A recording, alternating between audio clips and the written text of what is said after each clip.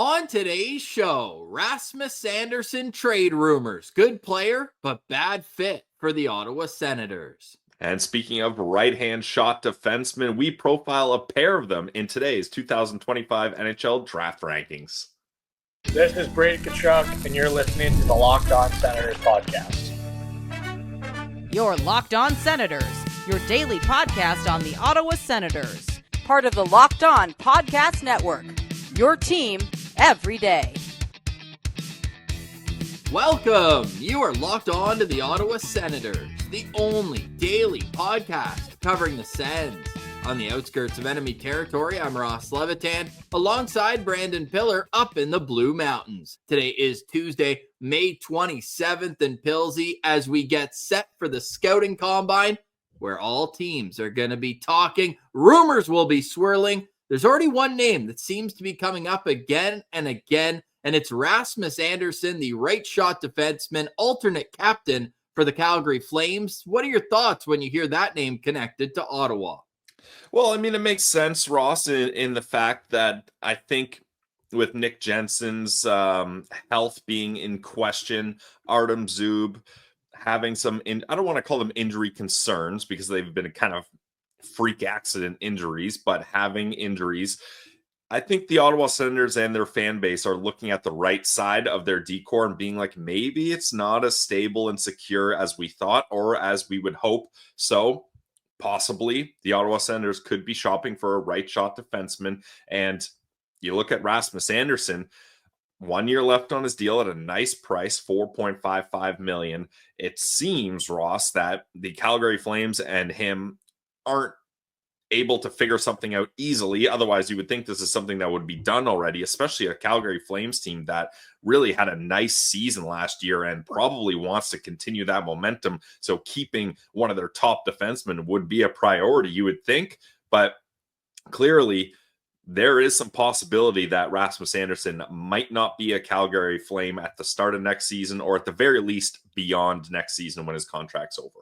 It's the only team he's ever played for. Rasmus Andersson came up through the Flames system and grew up into a really good player. I don't want any of this conversation to take away from the fact that Rasmus Andersson is better than the numbers last season suggested, where he had 31 points in 81 games and was a team worst minus 38. Nobody else on the Flames was worse than minus 17 outside of Andersson's minus 38. It is worth noting that Rasmus Andersson had the worst on-ice shooting percentage of any defenseman in the league that played more than 1,000 minutes.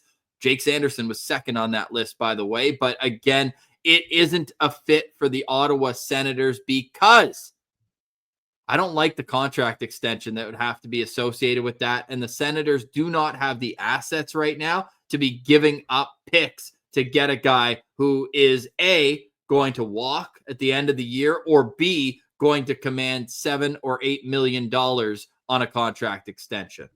And that's the thing, Ross. I think Andersson and his team knows that if they get to UFA, especially with the way the cap is going, they could have a lot of bidders and the price could really be driven up in the open market. So I think that's probably why they're hesitant to just sign a deal with the team that he's always been with.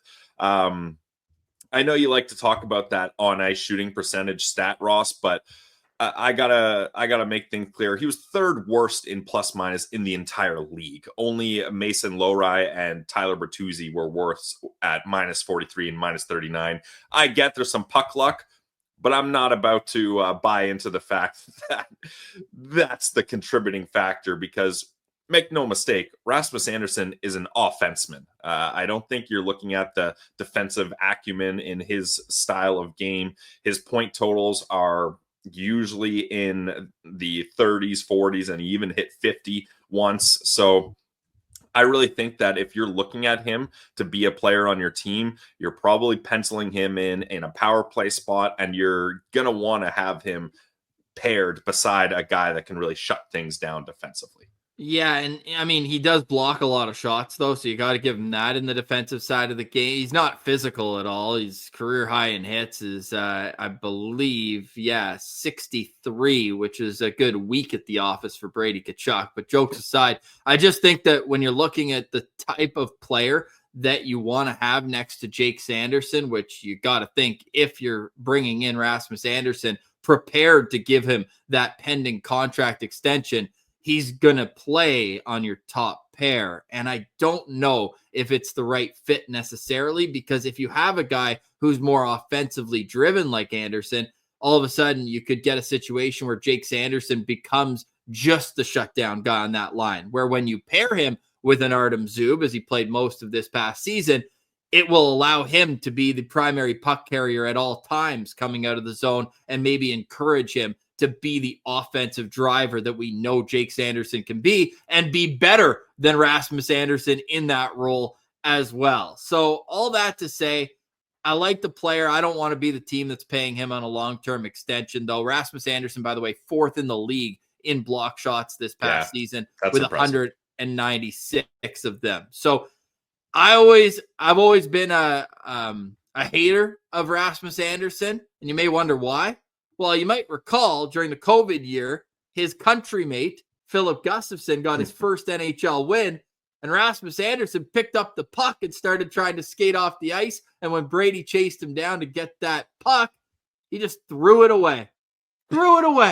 How rude was that?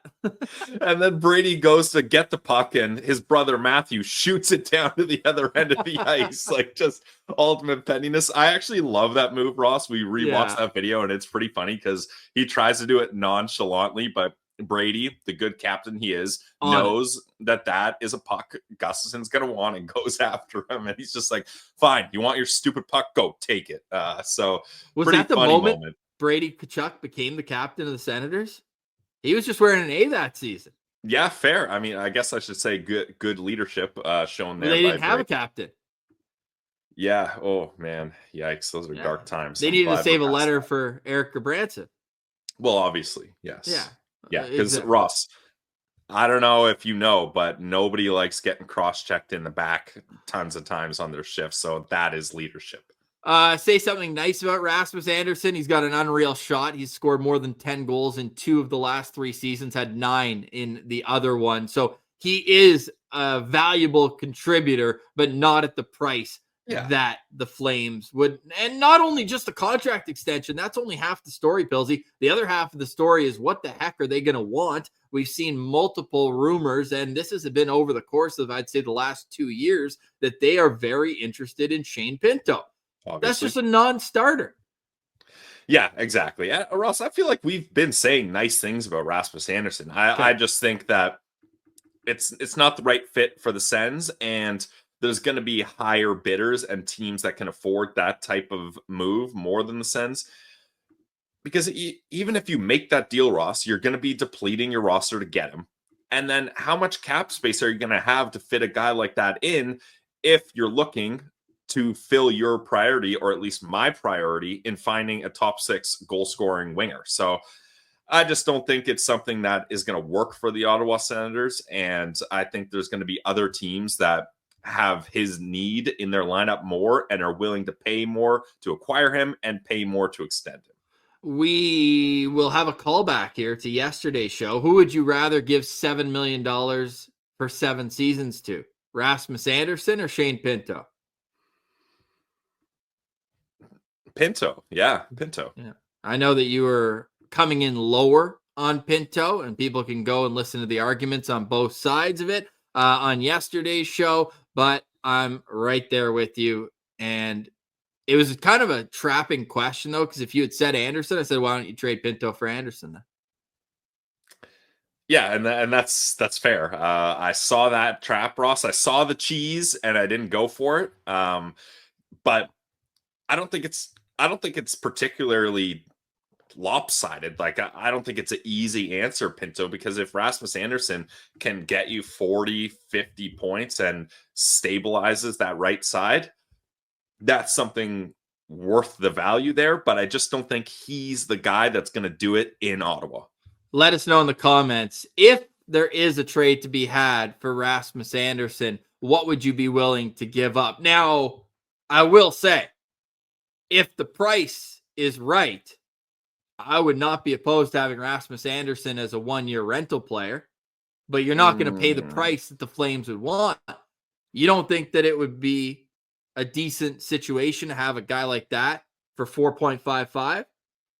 No, I do think that, Ross. I just think the price isn't going to be worth it. And like I mentioned, other teams are going to outbid you for that, and they're going to want him with an extension if that's the case. I don't know. I maybe at the trade deadline, Ross, if you're in a position and he still hasn't signed, that's one thing. But as a pure full season one rental and doing the thing where we're like, we're going to bring him to Ottawa, we're going to convince him this is the spot he's going to be and he's going to sign an extension, that I'm less into.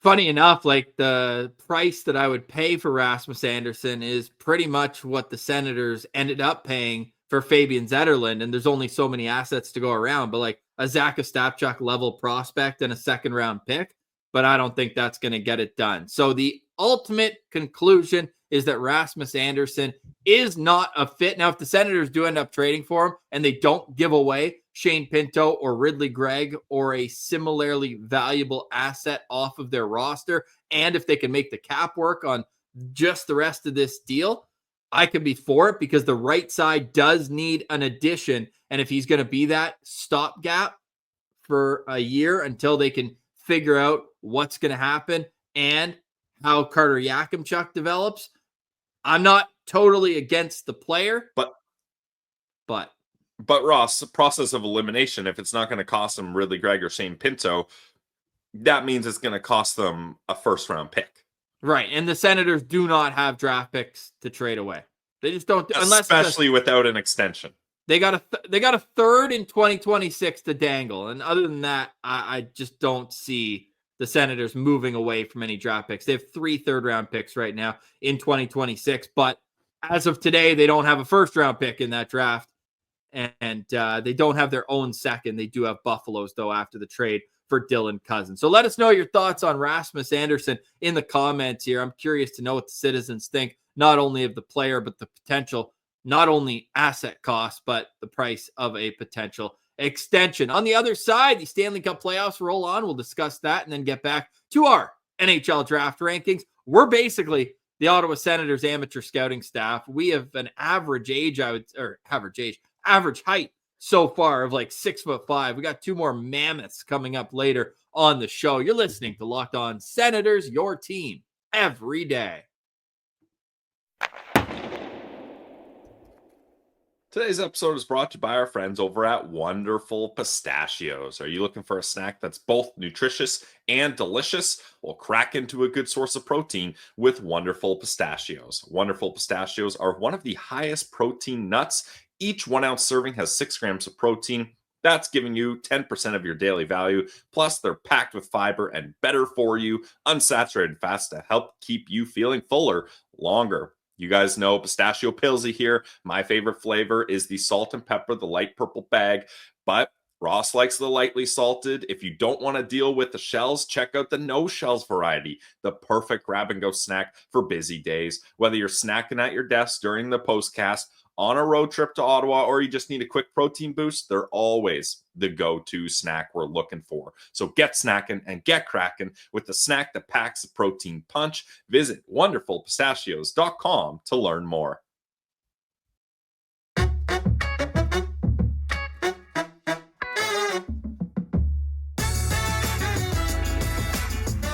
All right, Pillsy, before we get to our NHL draft rankings, where are you? Wait, I got one thing that we got to touch on, Ross. Before we went to the break, you mentioned we got 2 mammoths coming up.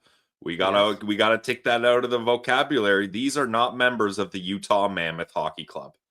These are 2 moose. Does that work? They're not members of the Manitoba Moose. Okay, damn. Yeah, so 2 we're gonna giraffes. Okay, yep, that works. I thought you were gonna pivot to Giants, which Vancouver. Oh, Jesus. Yeah, this is getting tougher and tougher. Imagine a hockey team named the Giraffes. Why is there any? Let us know in the chat, in the comments. Is there any sports team with a giraffe as their logo, mascot? Probably tough for a logo because the neck's so long. They're so disproportionate. It'd be so much taller than it is long or wide. That'd be a good mascot for a basketball team, the Giraffes, and it's just all 7-footers. Yeah, I like that. They don't really have hands, though, to like have a basketball in it. That's the tough part. Yeah, but they're just big centers. They just block shots, knock down With rebounds. what? Their head. Also, just while we're on giraffes, Ross, if a giraffe was to wear a tie, would a giraffe wear it all the way at the top of its neck, under its head, or at like its torso, so that it's like going along the center of its body? At the torso, for sure. At the torso. Okay. And let us know. And they're tall enough that it wouldn't be like dragging on the floor. It wouldn't be a tripping hazard either. Okay. All right. And that was talking giraffes.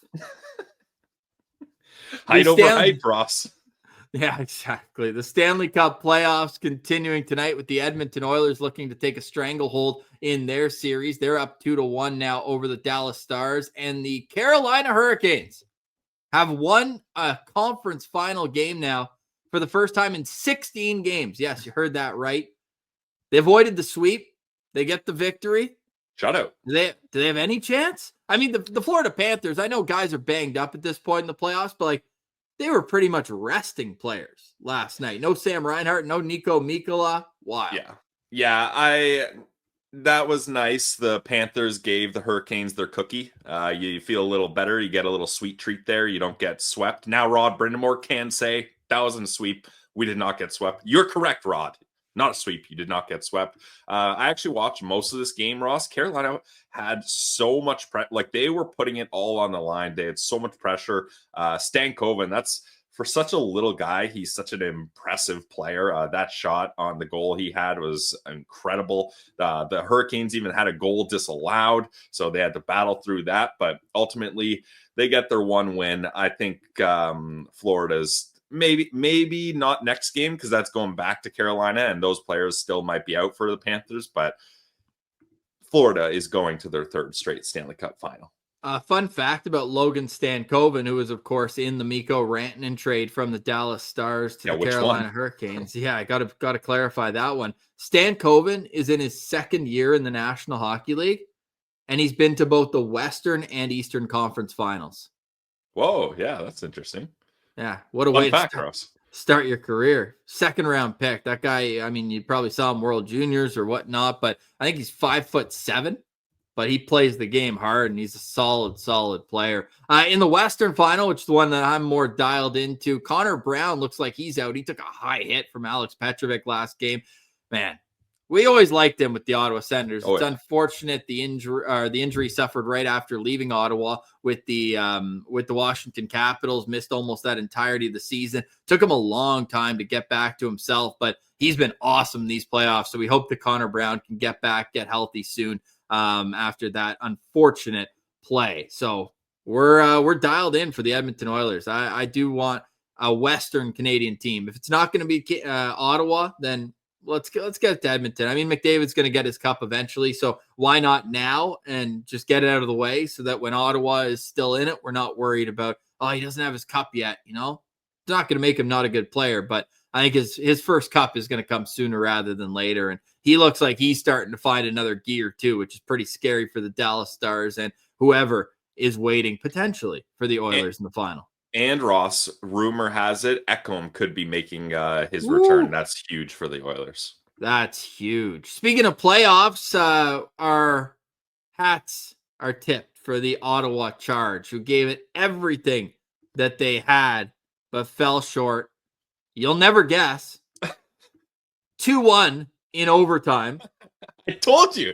And Ross, I said if I was a bet man, I would bet that on FanDuel. I went to FanDuel, and you can't if you want to bet the actual score, you can, or at least from what I found, you can only bet on the 60-minute score. And I knew it was going to be 2-1 in overtime, so I didn't do that. But I did put 1 unit on it going to overtime, so that was a nice little boost. Wow, 4 games in the championship series. They played 6 overtime periods, so 2 full games of overtime. The score was 2-1 in every single game.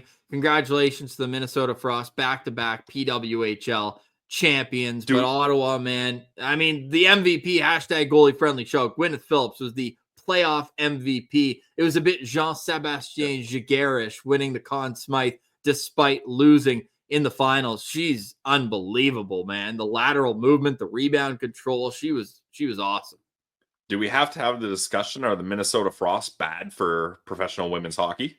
Some are saying there's been 2 championships. They got them both. Let the kids play. Let Canada play. I mean, half the league's Canadian. We don't have a ship yet. That's tough. Unbelievable. And it's going to be a different league next year with 2 expansion teams. You only get to protect 3 players.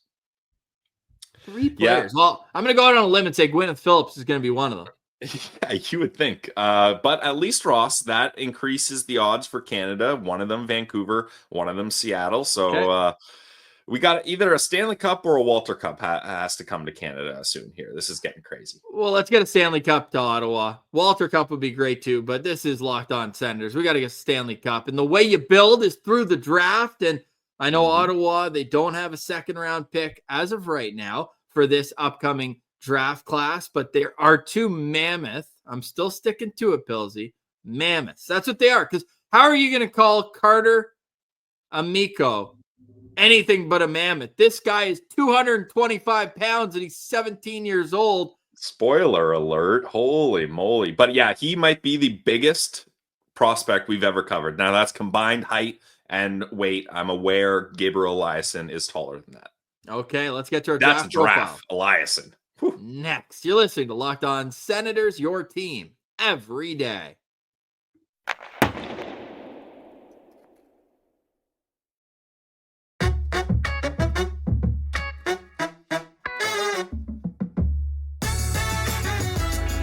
All right, Pilsy, a reminder that you can find us wherever you get your podcasts, including on YouTube. Shout out to the everydayers that are with us Monday through Friday. We've also got our draft prospect profiles being individually put up on YouTube. So if one name comes up in the news or across your feed, you want to learn more about them, there will be a draft profile on Locked On Senators for our top 50 this draft class. We're also working behind the scenes to get ready for our 2025 4th annual full first round mock draft with special guests. The picks are starting to flow in, and then we have to plan when we're going to record with each of these great scouts that we have on in the public sphere. And then we will get that out on a weekend. It will premiere. It will run all day. This is our favorite single show. Maybe not anymore now that we got playoff shows under our belt, but we do have a lot of fun with the full first round mock draft. And a big part of the reason why we put in the extra effort and the energy and the research and the organization to do that is because it is so well received. So be a friend, tell a friend before the draft to get in on the Locked On Senators mock draft. Bills, we're knee deep in this business now. We've got our updated rankings. We've got the EP draft guide coming out next week. Yes. It really does feel like draft season is here. Oh yeah, big time. Draft season is here, Ross. And yeah, for those new listeners to the show, this is something we do every year. This is a 4 to 5 hour long video. We call it a feature film presented by the Locked On Senators podcast. Would you call it a mammoth episode? No, that's for the Locked On Mammoth podcast, Ross. Come on. And if you're wondering, this is not something the Locked On Podcast Network is requiring us to do. This is not an obligation for us to make a 5-hour long podcast. This is just something we love doing, and it ends up being so exciting. All the people we bring on, we have so much respect for. Not going to spoil who all the guests are. A lot of returning guests, though. So if you've seen past mock draft videos, you'll see a lot of friendly faces of people we know and trust, and some new ones sprinkled in there too. Absolutely. Coming in at number 44 on our 2025 Locked On Senators NHL Draft Rankings, we are going to Team USA, the USN TDP, where we find right shot defenseman Carter Amico. Yes, Carter Amico, a mammoth, Ross. I will join you on this. Reminder: 6'5", 225 pound right shot defenseman. Unfortunately, Ross, the big story for Amico is his injury that he suffered in November. It was from what we gather, it's a knee injury that put him out for most of the season. he really only got to play 13 games with the NTDP, where he had 3 assists. But man, I know we're going to get into it more, but I'm just gutted for Carter, because this is such a crucial year, not only obviously to the year you're expected to get drafted, but just as far as a year in development goes. Losing this entire year of development is really tough, especially for a player of this size. That's a year where you want to learn to kind of grow with your body. You got to work on the skating. For a defenseman, you got to work on your reads, all those things. So really tough that he ends up getting hurt. But I'll put a positive spin zone on it, Ross. Maybe that allows him to get drafted to a team that wouldn't have the draft capital to draft him as early, and he can get into a more favorable system. He's a pure athlete. One of those guys that you just know is going to be atop the fitness charts every single year at training camp, and is going to be a beast to play against on the ice. Now, he doesn't use his physicality necessarily as much as you'd expect for a player that size. It's a lot of the skating and using his reach, and like he's physical, but he's not going to kill you with open ice hits like other guys. I don't know, Ross. On YouTube, there's a shift by shift video of him up against Boston College, and his first shift, he had 2 big open ice hits, and the play-by-play guy, I think it was an exhibition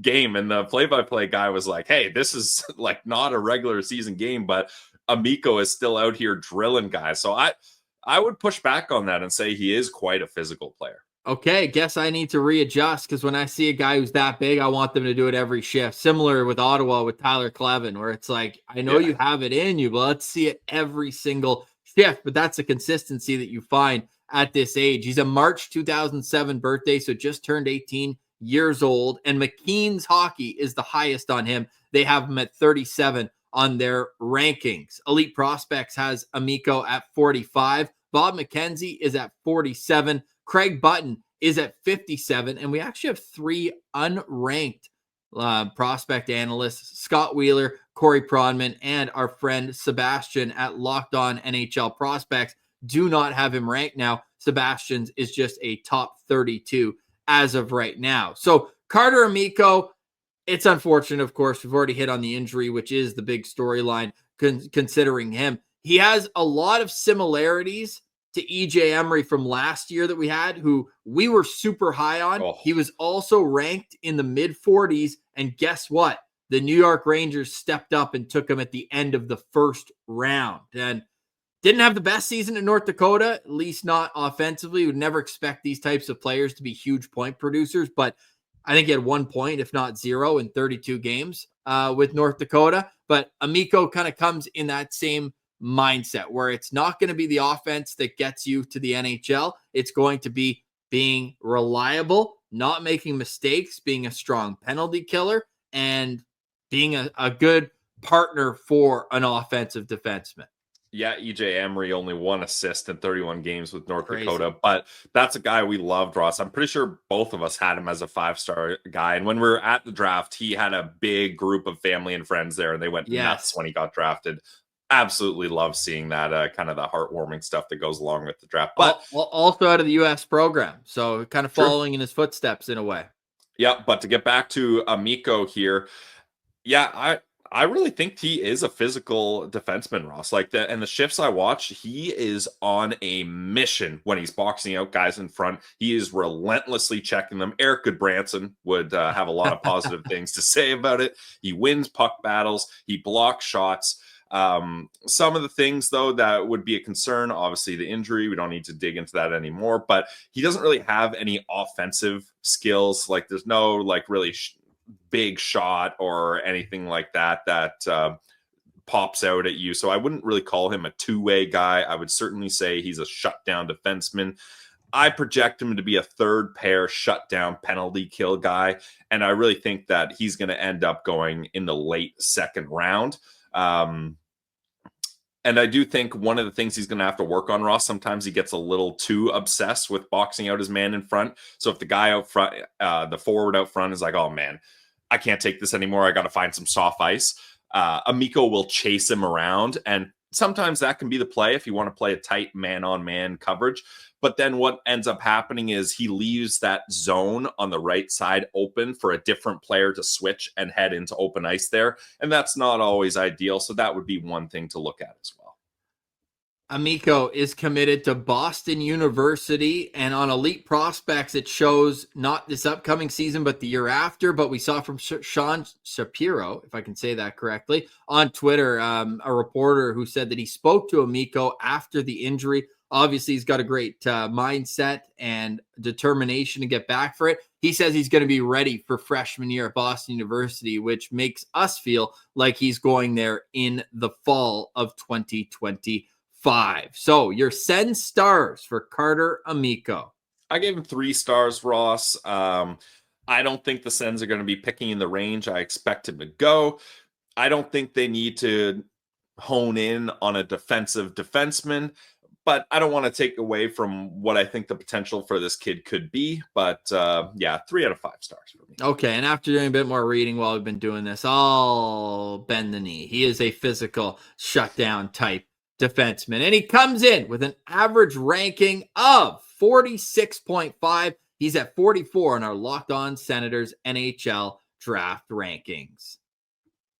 All right, coming in at number 43 on the Locked On Senators NHL Draft Rankings, we are heading to the Western Hockey League, to the Portland Winterhawks, where we find another right shot defenseman, another trend we found so far in our top 50, and that is Max Psenicka, who's 6'4", 185 pounds, turned 18 this past January.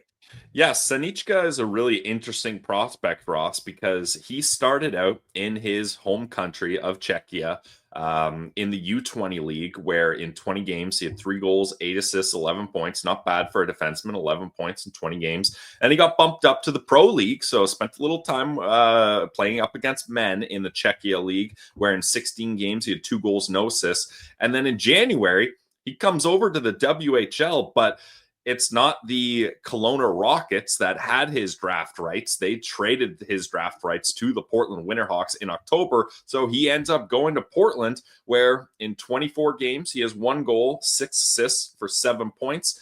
And they had a pretty successful season. So that gave him some even more playing time, as he got 18 games in the playoffs, where he had 1 goal, 7 assists, good for 8 points. So decent points wise, as he had more points in 18 playoff games than he did in 24 regular season games.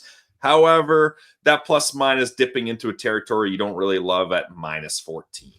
Yeah, and we can say a part of that was a 10-4 loss against Spokane, where he was -4 in that game. They did make it to the 3rd round of the playoffs, where they were swept, and the scores were 10-4, 6-5, 8-5, and 6-4. Oh boy. Very offensive series, that one. But if you look overall at his season, I think that it's tough to evaluate a player that changes not only leagues, but countries mid-season. And he did get a lot more opportunity with that. When he was playing over in the Czech Pro League, he was averaging about 10 to 12 minutes. It was a limited depth role. And then he's all of a sudden top 4. And something interesting to note about Psenicka as well is, as a right shot defenseman, he was often playing the left side in Portland. So versatility is something that teams very much covet at the National Hockey League level. And when you see that alongside a raw toolkit of a frame that at 6'4", he's not going to be playing the NHL at 185 pounds. So how much lean mass can he add on to that to add a physical element to his game? Because this one I'll stand up for. Even though he's that big, he's not the most physical player. He's going to lead with his stick. He's going to be a guy that's trying to defend with his gap control. And he's got to get to his mobility a little bit better as well. From what I saw, there's some pivots that are maybe a little bit slower. And again, I have trouble holding too much against him, but you got to evaluate from what you've been able to see so far. So to me, I'm not saying boom or bust, but this upcoming year, it's almost one where you wish you could see a full season in the WHL before drafting him. But teams don't have that luxury. They're going to have to make a decision on just how much they feel that tools can become a handyman at the next level.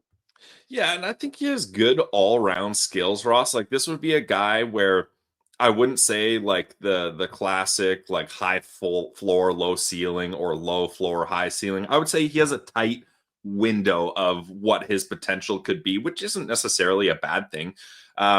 He's got good passing skills to keep plays alive. He's got a hard slap shot. I really like the way he plays with the puck on the blue line. Lots of poise, kind of painting the line, looking for his best options, scanning, trying to figure out the play. But one thing to note, Ross, is the Hockey Writers, which is a site I use for a lot of these guys. So shout out to them.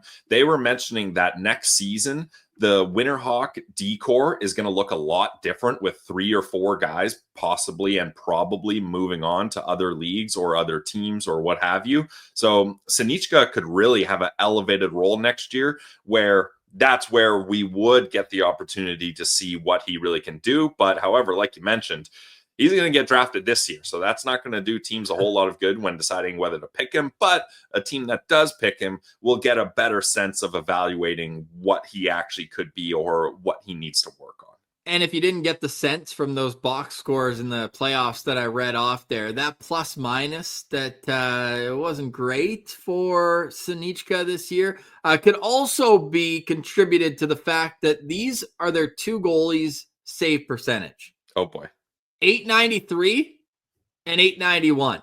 Looking like the 2023-24 Ottawa Senators. Yeah, I mean, those are typical junior goalie numbers, though. Like most goalies in junior, I feel like are under a 900 save percentage just because the play is not as structured and there's just such elite, high, offensively talented guys that are just taking advantage. But yeah, it's not ideal. For a team that finished 5th in the conference, that's a Fair. team that can definitely put the puck in the back of the other net as they're fishing it out of their own. Only 3 of our scouts actually ranked Psenicka, but when Elite Prospects ranks a defenseman that's this big at 34, you know there's got to be some factors at play there that make you kind of open your eyes and say, okay, what are they seeing there? Because that's a team of scouts that does their homework over at Elite Prospects. McKean's has him at 46 and Bob McKenzie at 55. Button, Wheeler, Pronman, and Sebastian at Locked On NHL Prospects have not ranked Psenicka. The playoff numbers, as you mentioned, are what they are, but what I do like about Psenicka is that he was able to get those extra games played to push his season totals in the WHL over 40 games. So he's going to be a lot more comfortable going into next season, and our scouts have him at an average rank of 45. Where do you have him on your Sens stars? I give him 3 stars as well, Ross. Similar to Amico, big right shot defenseman that mostly plays a defensive game. I would say Psenicka is a little more two-way player than Amico is, but again, not the style of player I think the Ottawa Senators should be targeting. And I also have him as a middle of the second round draft pick. Who knows where he'll actually go, but I just, he's not in their range. And I don't think he's going to play on any special teams, PK or power play. So he's a nice player, but I just don't see high upside with him. So not a guy I think the Sens should target. Out of the defensemen that we've covered so far, Charlie Trethewey, Simon Wang, Jacob Rombach, Carter Amico, and Max Psenicka, who's your top defenseman so far? My top defenseman is Trethewey. I put him at 4 stars. Funny enough, I believe Trethewey and Amico were defense partners for the short amount of time. Going to Boston University next year. Yeah, true. Yeah, so those guys are going to be attached at the hip, but Trethewey is the guy so far that I've liked the most. Okay, Max Psenicka comes in on our Locked On Senators NHL Draft Rankings at number 43. All right, Pills, any final thoughts on today's show? A lot of right shot defenseman talk today. Yeah, big time. So let's go to the left wing left shot in London. Blake Montgomery, let's check in on him in the Mem Cup. Only 1 assist in the first game. I believe that's up against Moncton. Yeah, the Wildcats, where the London Knights got the win in overtime 3-2, and then up against Rimouski Oceanic. They got the 3-1 win. No points for Montgomery there, but yeah, we'll continue to watch him with the London Knights. And EP has updated his picture, Ross. We love winners. It's him hoisting the OHL championship trophy. Good look for Blake Montgomery there. Awesome. Scott Wheeler just did a feature on him as well over at The Athletic. Just Nice. a great kid. Easy to root for kid. Go check out our interview we did in the middle of winter with Blake Montgomery. Yes, tonight the London Knights are back in action against the Medicine Hat Tigers. Tomorrow, Rimouski plays Moncton, and then we get into tiebreaker semifinal, and the championship game will be June 1st, which is also the day the NHL Scouting Combine gets going from Buffalo, and that always brings a ton of rumors and maybe some transactions because the agents will be there as well. We're waiting for Steve Staios on his list of free agents and who's going to be the first domino that falls. I guess you could say it was Philip Roos going back to Sweden. You could even say it was Nicholas Matin-Palo getting his 2-year contract extension, but Steve Staios still with plenty of work to do here with the list of free agents, if you're watching on YouTube, that he still has to sign or at least deal with one way or another. Lots of restricted free agents as well in Belleville with their new general manager, Matt Turek. So it'll be fun, I think, to see how Turek kind of molds the roster down in the AHL. And they've got their mole too. Sam Gagne was in that locker room for a couple of months. So I'm sure he'll have a lot of input as to how Belleville can get back to being a playoff team. These are all storylines that we're going to continue to follow on Locked On Senators. Claude Giroux, of course, will be the most expensive one. We expect, I mean, is there a world? Final question, and this will be a thinker for everyone in the car. Is there a world where Fabian Zetterlund has a higher cap hit than Claude Giroux? Yeah, I think it could be possible, Ross. I think it depends on the years given to both Giroux and Zetterlund, but it's not crazy to think, especially if Giroux really is looking at this and being like, hey, I've made my money in my career. I want the cup. I'll take a team-friendly deal to help the Sens get a little bit more cap space to sign some players and fill out this roster. That very well could happen.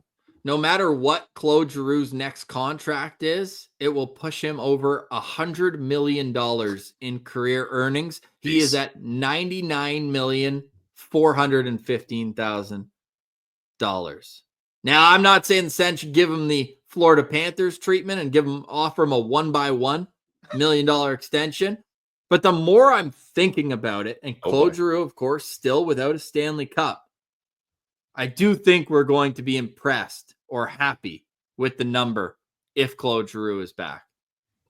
Yeah, because I also think, Ross, maybe management is looking at this being like, look, obviously we'd love to have Claude Giroux back, but $6.5 million of free space, we could find a lot of use for that. So if they can't find a deal they think works, maybe they have to make a hard business decision. Lots of talk.